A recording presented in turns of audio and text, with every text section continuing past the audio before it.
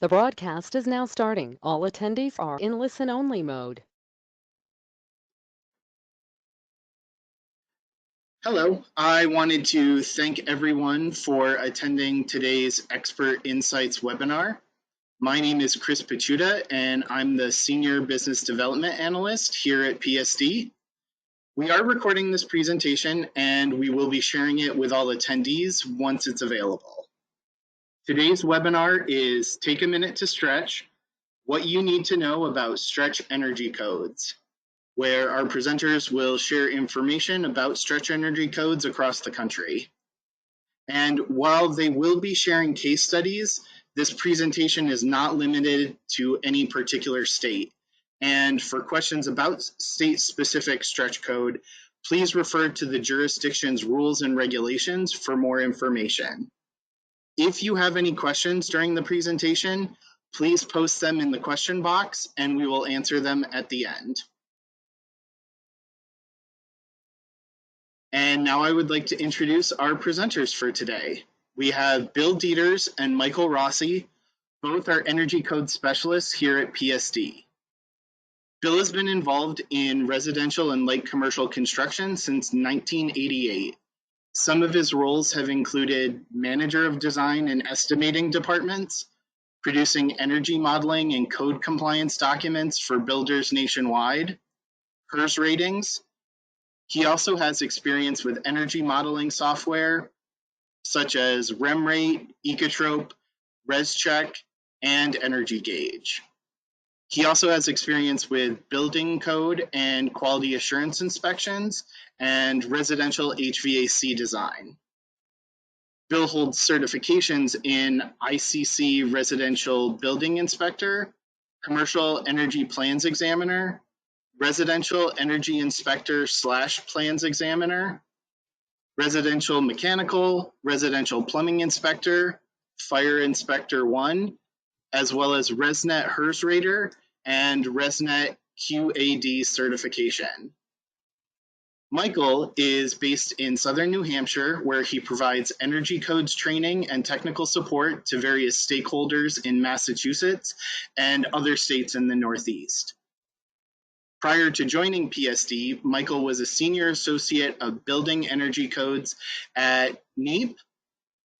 Michael also worked as a ResNet certified HERS rater in Massachusetts, where he coached builders on energy efficient design practices and enforced the Massachusetts amended 2018 IECC and stretch code performance path to code compliance. The agenda for today's presentation is laid out on this slide. Michael and Bill will detail the differences between a base code and a stretch code, provide information on case studies of existing stretch codes, review the mechanisms for adopting and enforcing a stretch code, summarize what types of measures could go into a stretch code, provide resources to locate model code language for stretch codes, as well as discuss other considerations and best practices when developing a stretch code. And with that, I will pass the presentation on to Bill and Michael. Well, thank you, Chris. So why energy codes? Before we dive into the content, but let's discuss why energy codes are so important. According to the US DOE, building energy codes provide the most cost-effective tool to achieve sustained energy cost and greenhouse gas emission savings in the built environment. Energy codes have significant impact on the comfort of occupants in a home, help promote safe indoor air quality by avoiding pollutants like mold and mildew that result from moisture accumulation, and additionally have resiliency benefits by maintaining consistent temperatures in a home during power outages or other disruptions, all while reducing energy burden in the utility bills of the residents. This slide shows how the National Energy Model Codes, Energy Codes, the International Energy Conservation Code, or IECC, on the residential side, and ASHRAE 90.1 on the commercial side have improved energy efficiency over time. This is based on an analysis conducted by Pacific Northwest National Laboratories in partnership with the US DOE. As we can see, the blue line representing the residential construction, the IECC portion, with how the savings have increased in the different code cycles from 2003 through 6, 9, and so forth. And the last few code cycles have somewhat leveled out due to the improvements in the code. You can also see the improvements in the green line for the commercial side based on the improvements within the energy code themselves. So base codes versus stretch codes. So we're going to take a look at the difference between the base code and a stretch code. The base codes are essentially the bare minimum requirements that a building professional must follow. Now, these codes are usually taken directly from national model codes and are sometimes amended with strengthening or weakening provisions at a state level. We like to think about these requirements like the floor. This is where the lowest level or efficiency standard that we can build to. The stretch codes, on the other hand, can raise that floor, raise that bar, and increase the stringency of the code to promote energy efficiency. The stretch codes can be enforceable or entirely voluntary, depending upon the jurisdiction.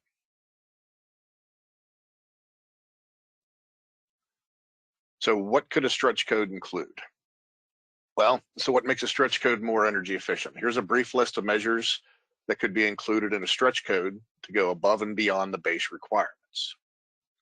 Some jurisdictions might choose to adopt the next version of the national model code as a stretch code, because as we mentioned in a previous slide, the code has become more efficient over time.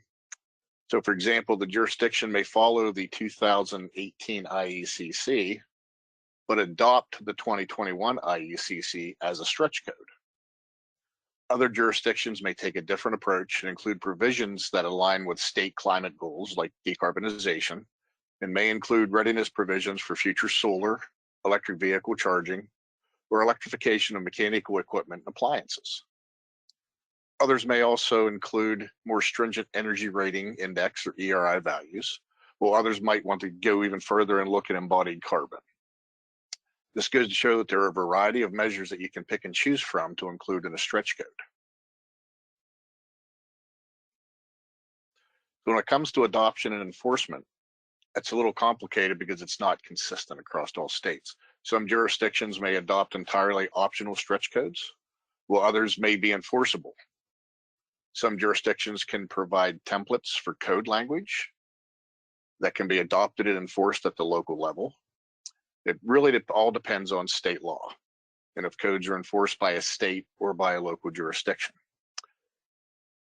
And the examples that we will discuss shortly, we can compare and contrast how they're enforced by different jurisdictions.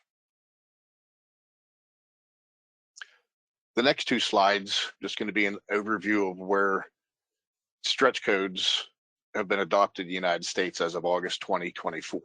This first slide is solely residential. As we can see, most of the states adopting stretch codes in the Northeast or on the West.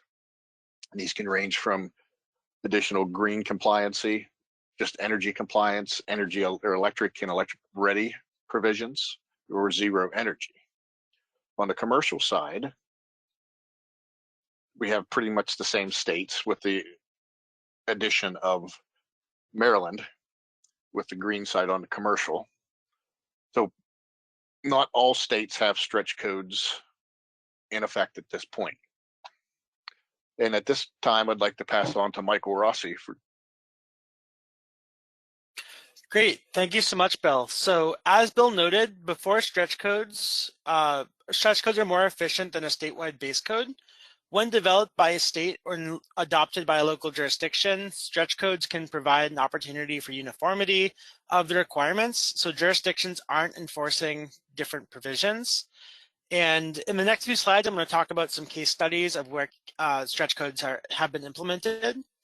So first off, let's look at Massachusetts. Massachusetts has a state-level stretch code, which may be adopted by municipalities and is part of the Green Communities program from the Department of Energy Resources, or DOER. Municipalities gain access to grant opportunities when they become a green community, and a prerequisite of the green community designation is stretch code adoption.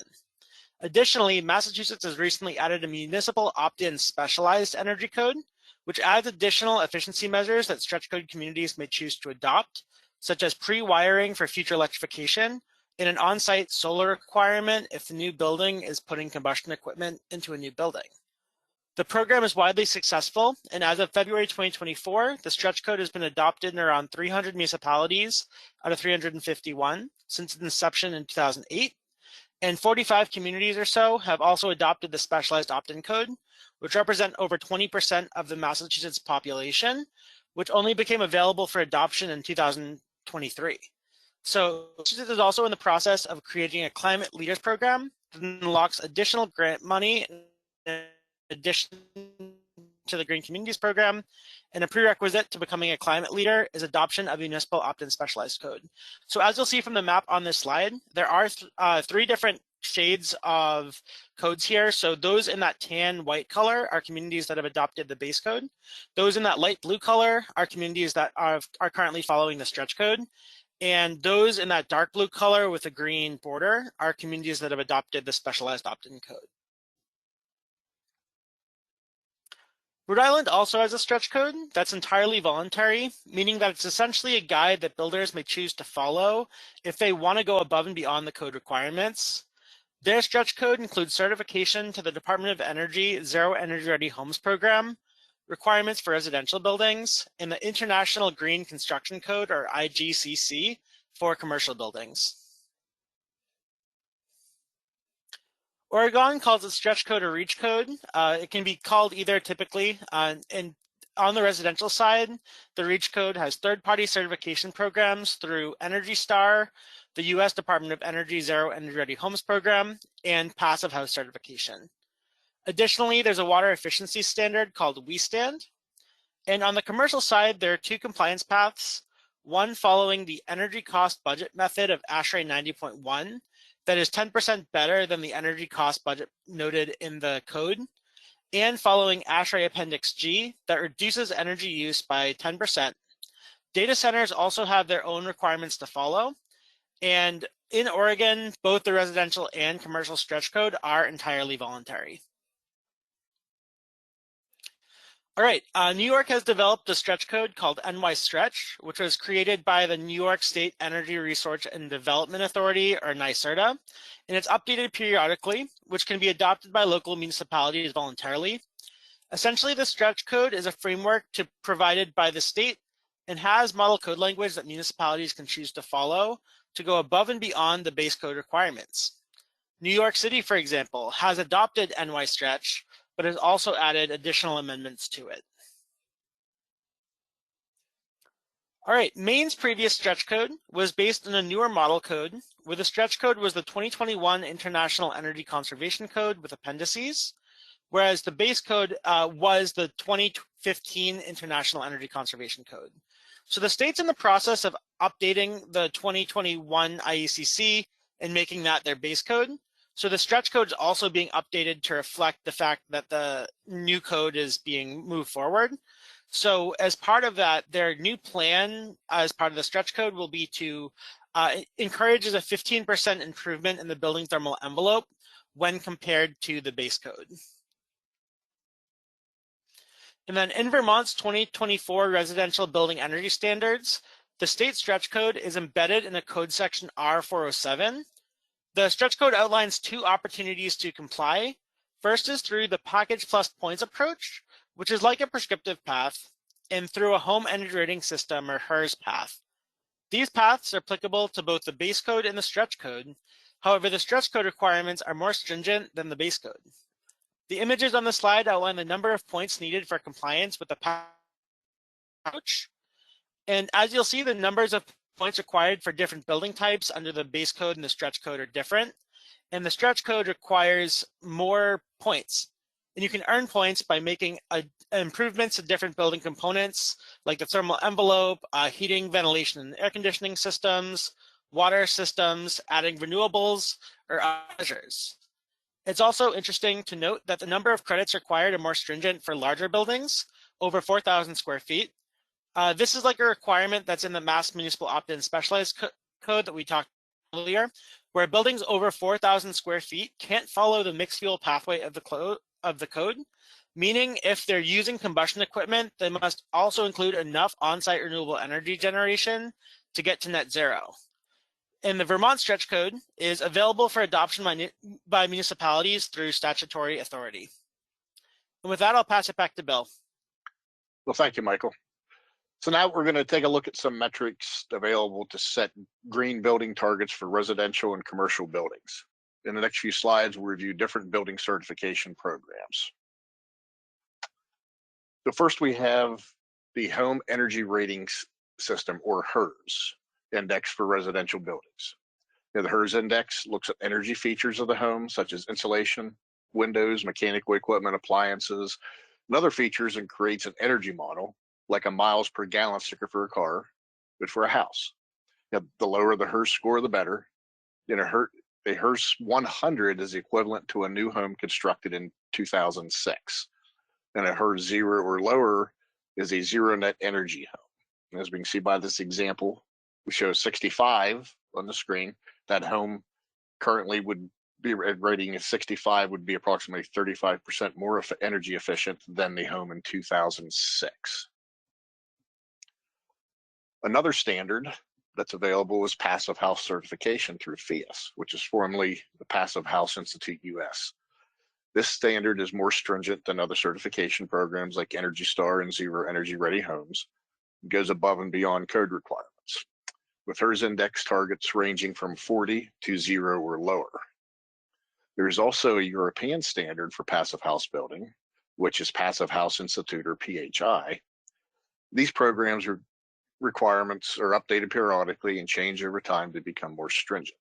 For example, Energy Star in the process developing a 3.2, the DOE Zero Energy Ready Home recently updated to version 2, and FIAS regularly updates their standards as well. As you can see, what this slide demonstrates, starting with on the left-hand side, the IECC, the HERS target 70 to 80, and as we go through different programs, the HERS score decreases. The Energy Star can range between 50 to 70, whether it's Energy Star 3 or 3.1. The Zero Energy Ready Home, 35 to 45, and then we get into the FIAS programs, 30 to 40 or down to 0 or less if you want to try to qualify for the FIAS 0 program. And of course, there are additional tests and qualifications and certifications that have to be done in each of these programs as we go up that scale of efficiency. Things become more stringent and more documentation of how the home is built and tested. Another potential standard for commercial buildings is the Zero Energy Performance Index, or ZEPI scale, which is in line with goals to achieve a zero net energy by 2030. It is referenced in the 2021 International Green Construction Code, or the IGCC, in section 701.5.3. Other commercial standards available include Leadership in Energy and Environmental Design, or LEED, from the National Green Build Council, Energy Star, Green Globes, the Living Building Challenge, and the 2021 IGCC, as mentioned earlier. So at this point, we'll turn it back over to Michael. Yeah, thanks, Bill. So if you're thinking about adopting a stretch code in your jurisdiction, but don't know where to start, there is model code language available to help, which makes drafting enforceable code language easier. The New Building Institute has an overlay of the 2021 International Energy Conservation Code for building decarbonization for both new and existing buildings. Additionally, the International Code Council publishes the International Green Construction Code, which we've talked about earlier with some of the specific states that have adopted them, which is an optional framework for model energy codes for commercial buildings.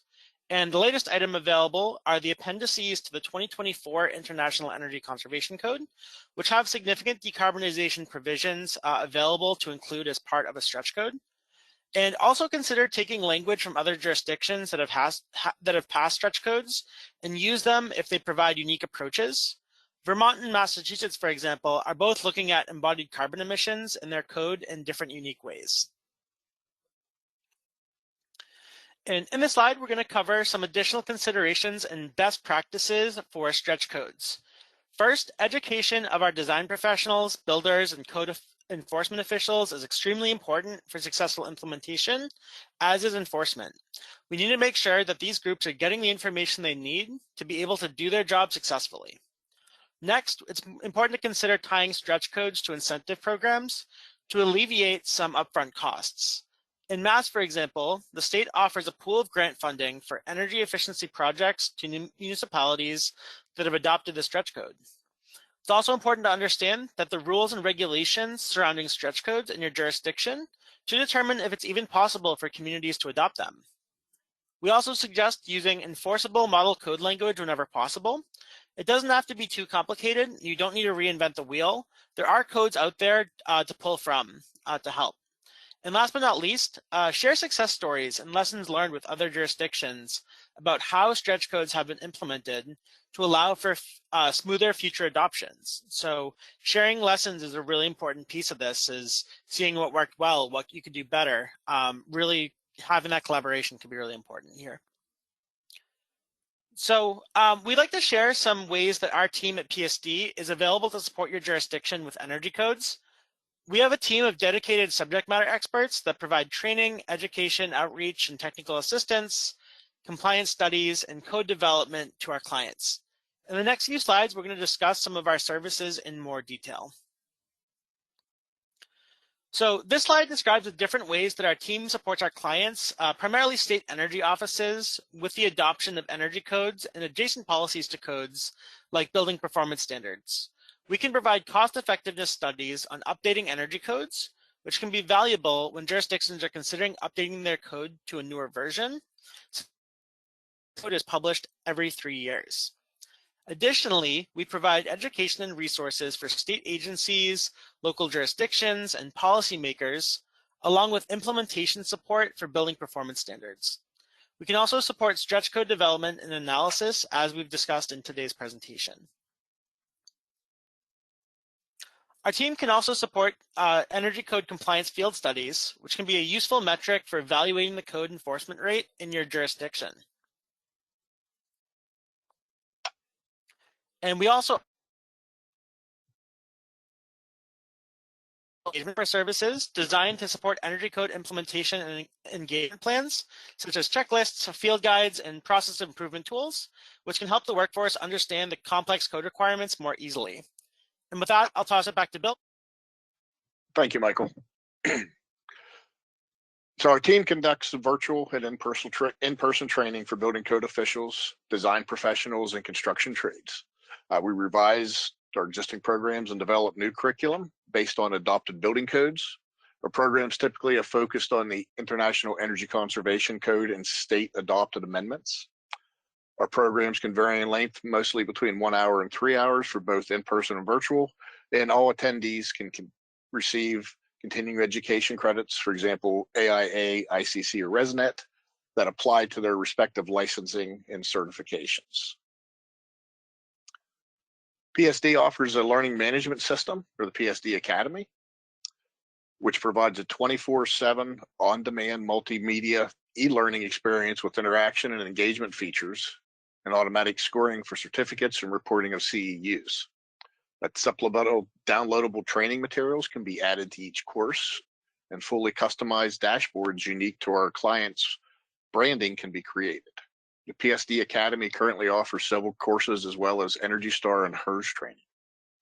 We are offering the course 2021 IECC update for residential for free on our learning management system.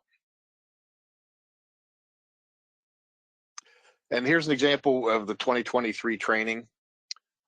Some information about the outreach. We've held 376 training events so far this calendar year with over 27,000 attendees. And we've also developed 28 new courses for various code and state agencies across the Northeast. And at this point, we'll turn the program back to Chris. So thank you so much, Bill and Michael, for this presentation. Okay, thanks.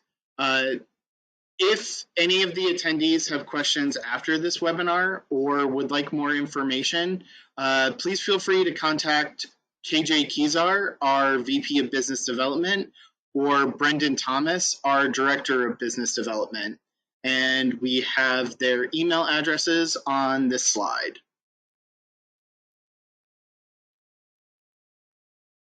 And with that, we're going to open the floor to any questions. While people are typing, I'm going to be going over the questions that were submitted during the registration for this webinar. So the first question that we received was whether and how the newly proposed ADU PERS score values affect stretch code enforcement. Yeah, so it sounds like this question is a very specific amendment to the Massachusetts stretch code. So we're happy to take this conversation offline and discuss that in more detail. So if whoever submitted the question wants to follow up with us, we're happy to respond. But it does seem like that's a particular code that's amendment that's being proposed currently for Massachusetts. Okay, and another question that we received is what exactly are stretched energy codes and how do they relate or affect weatherization of existing buildings? Sure. Okay, thank you, Chris. As we discussed throughout the program, the description of a stretch energy code, maybe a code system that's above and beyond the IECC base code with locally adopted amendments. And how would they affect weatherization? Well, if existing buildings, if the changes were to fall into other category of additions or alterations, and depending upon how the stretch code is designed to include additions and alterations, some of that implementation of the stretch code may have an impact or an effect on weatherization of the buildings if it falls into those categories.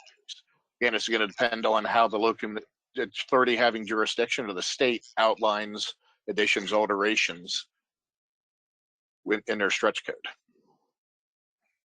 Yeah, and to build off that a little bit, one of the specific requirements in Massachusetts stretch code is a requirement for a HERS rating in existing buildings over a certain size threshold, which is over 1,000 square feet, or 100% of the existing floor area being altered.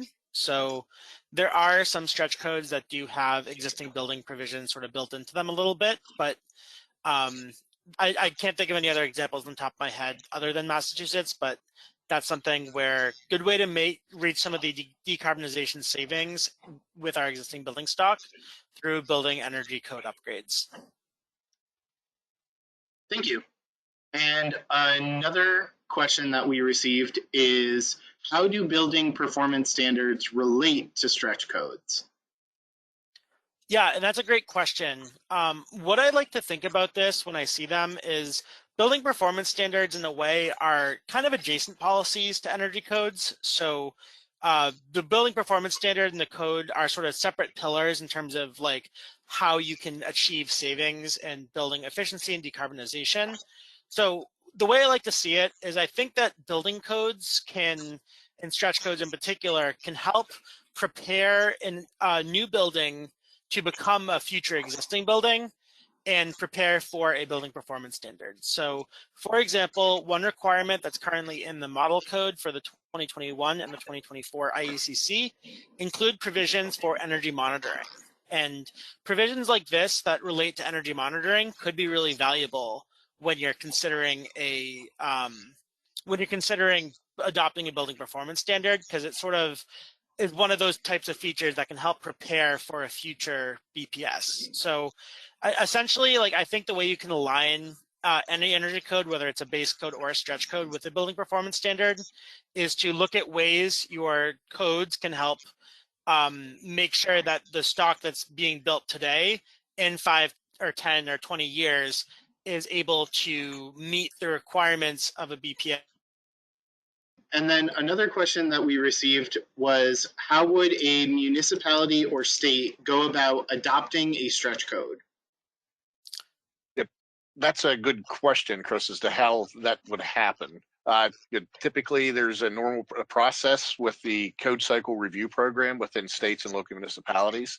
It can sometimes be a lengthy discussion amongst organizations with builders and code officials, so forth, with their pros and cons of the code. You go back and forth.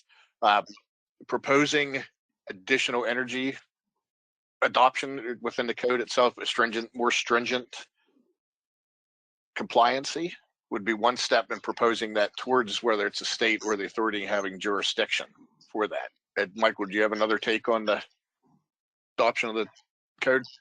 Yeah, I would say, as Bill mentioned in the presentation, one piece of this is that it really does depend on the jurisdictional goals. So the first step is really to look into if you're able to adopt one or not, and then from there determine who has the statutory authority. How can you, like, is it a municipal, can a municipality adopt a stretch code? Does it have to come through the state? Figuring out some of those questions early on is really important. And then in terms of implementing, it's working with the authority having jurisdiction to determine what the code will look like ultimately. Okay. And then the last question that we received was, is there a nationwide stretch code? So the answer to that is no. There isn't a nationwide stretch code available as of right now. Okay.